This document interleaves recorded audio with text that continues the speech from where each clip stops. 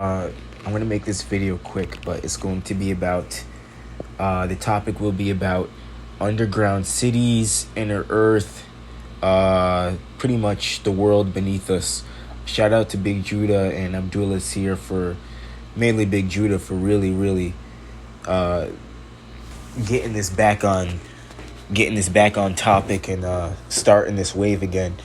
Now, I've stated before, I've done research on inner Earth and hollow Earth and all that stuff.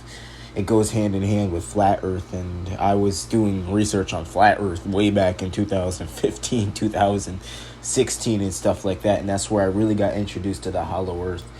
But again, that was all Gentile information, and that was all through other nations just making videos about it and the stuff that they found. So, of course, the information that was found by these guys is tenfold more. So here's just some stories that I found on the archives. We're going to the Chronicling America and the newspaper archives, and like I said, you have to go through there and just search up. You have to study to show yourself approved.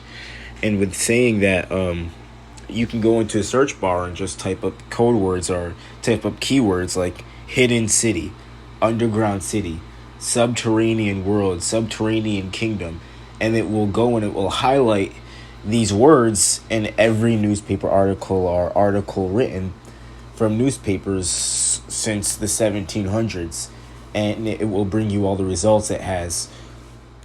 And you can get up to over 100 different articles where it has these keywords or these words that you typed in the search bar for. So I typed in a hidden city, and I found a lot of interesting things.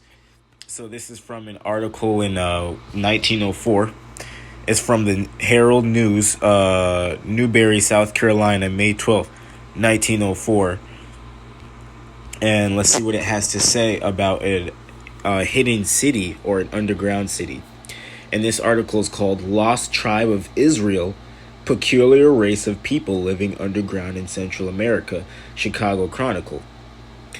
Let's see. Colonel J.C. Tucker, former United States minister at Martinique, relates to a strange story of a race of people living in an underground city in Central America. Colonel Tucker, some time ago, received information about a race who live in cities cut out of the rocks in the mountains in Central America, in an out-of-way place, very difficult to reach, which no stranger had visited before him and returned alive. He decided to investigate after reaching a certain point. Colonel Tucker had to travel 800 miles through wild jungles, carrying his provisions on pack mule, enduring many hardships on the way. As he neared the hidden city, his every movement was watched and reported to the high priest of the tribe dwelling there. So clearly, a lot of these, I was watching a review of a movie about about the pyramids in Mexico, and these groups of teenagers went there, and there's like something haunting these pyramids. But before they can even get there, they try to sneak on the property, or they try to get past the security. And in this movie, the local tribes, or a local group of people, which was a descendant of the tribes there, were guarding these pyramids, and they were shooting you on sight. Like, it had to do with, like, there is a living spirit that inhabited the vines of one of these old pyramids, so the vines would kill people. So if you touched any of the plants on the pyramid, immediately you were cursed. And so these people would not only kill you before you would try to attempt to even get on the property of these things, of the pyramid, but they would kill you if you touched the pyramid as well. So you couldn't take any of the whatever was inhabiting these vines back into the world. So I find that interesting that these tribes, the surrounding tribes, were guarding this so-called underground city and watching their every moves, and most likely were reporting to the natives dwelling in there of who was coming and what was up with it. So let's keep on going. Reported to the high priest of the tribe dwelling there, but no harm was offered him. When he shot a pair of lions in the jungle, This was written in 1904, so why would he? Well, it probably was written earlier, and a lot of these articles are written off of an article that was written or a story that was written before that they found. So maybe this was written a long time ago, maybe perhaps in the 1700s. Hell, who knows? Maybe even the 1600s, and now it's just being brought out in a newspaper article in 1904. But the interesting thing I'm thinking of is, why are they using the term lion? We're talking about South America here. When have we known for lions to live in the jungles of Mexico or jungles of Central America? I don't know. That's kind of weird. We know of jaguars. We know of I don't think leopards. Leopards are not even known to live in Central America, but we know of jaguars and other cats and stuff like that. But when have we ever heard of lions living in Central American jungles? It says that he shot a pair of lions in the jungle which had been killing natives. He didn't act that turned out to be the very thing that gave him their friendship and protection. He was welcomed by the high priest, who spoke good English, and was shown through their wondrous city, hewn out of solid granite rocks in the mountainside. To the uninitiated, the surface of the mountain gave no clue to the city concealed within it. It was entered by secret passages cunningly concealed. Where am I here? Sorry, I'm going to the next page. Cunningly concealed within it, concealed by the nature's handiwork. So it was concealed by jungles and other rocks where all these passages were located, and in which led to large commodious rooms, handsomely furnished, mostly in old mahogany. Passages led to hundreds of. This kind of reminds me of when I was reading about Montezuma's pyramid or temple, and how well furnished it was, and how it was like unbelievably decorated. But let's continue. Passages led to hundreds of other rooms and to a large hall in which a strange people held meetings with smaller openings or ventilations while smaller openings or ventilations went upwards, ending among the rocks and jungles above, so arranged that the rain could not enter. So this was very technologically advanced. This is very sophisticated building into a mountain. It's not just a cave that they're living in or dwelling in. It's completely made very well and made very intelligent, with a lot of intelligence and science put behind it. So rain, the massive amount of rain that these jungles would get, cannot get and leak down and flood them out. The tradition among these curious people was that they originally came from a country far away, and that their mission was to outwit their enemies, which in the beginning pursued them. At all entrances there were side rooms, from which at the moment's notice deadly gases could be let loose upon any hostile invaders who might enter, and which would kill them instantly, while by sliding doors of stone the gas would be kept from entering the city.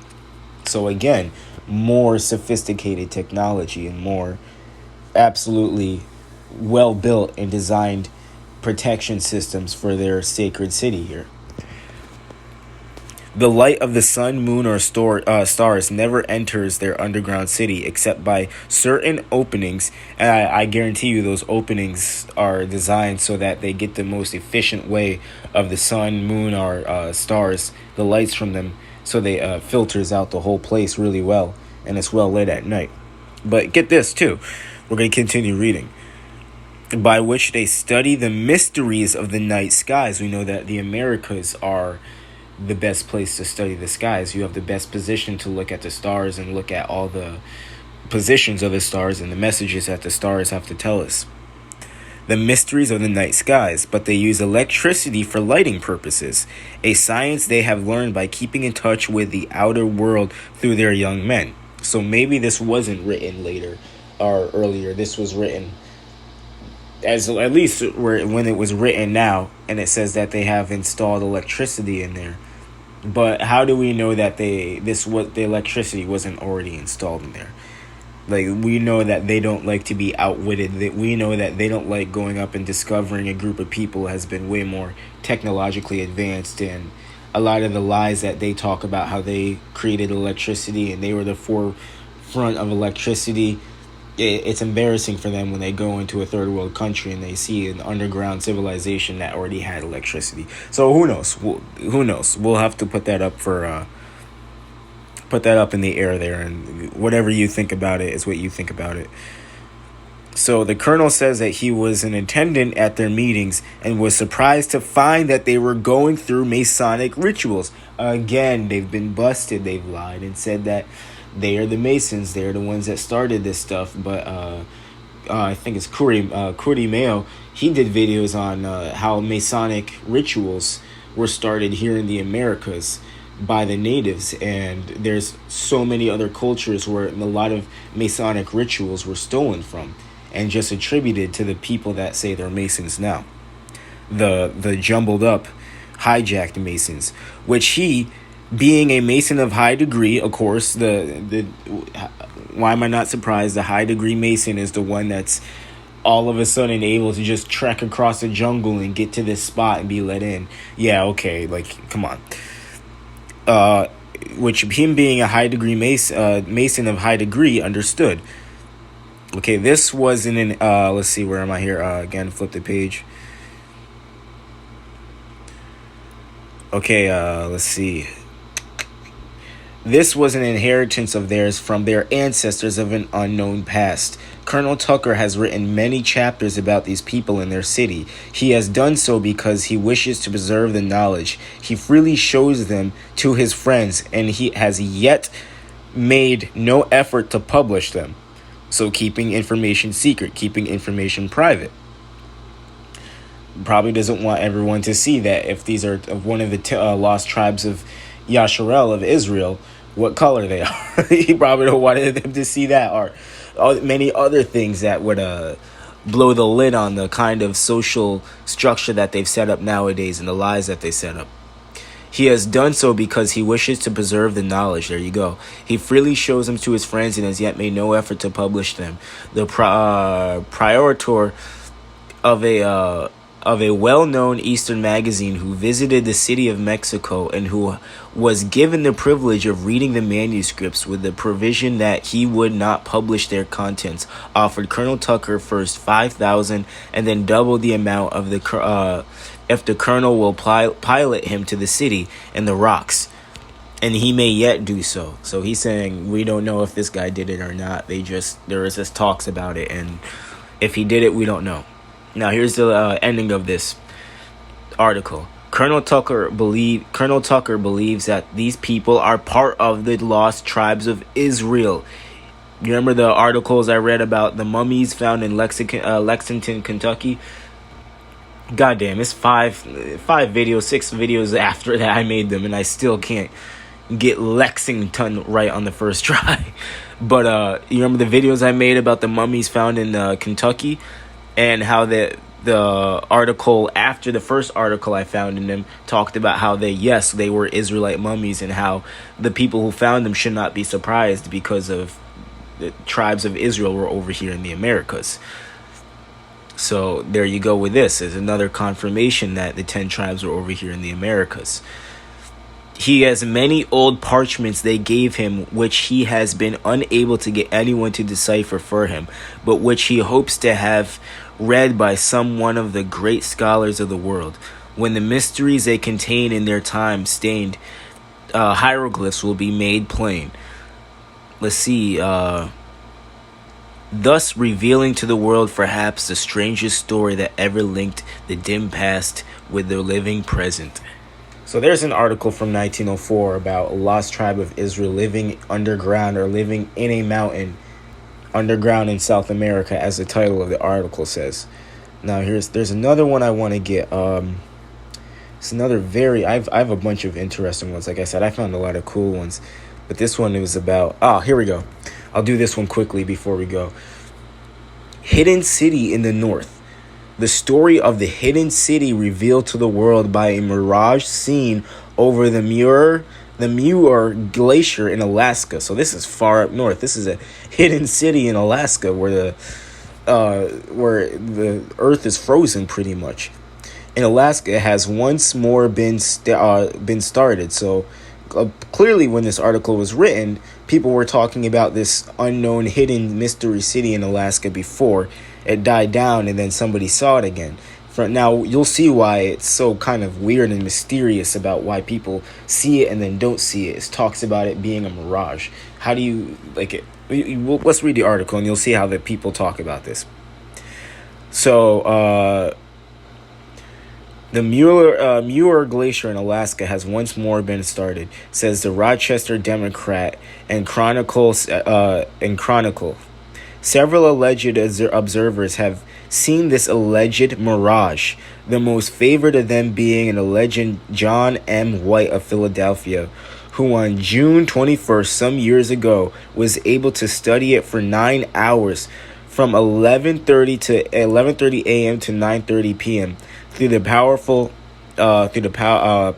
glass.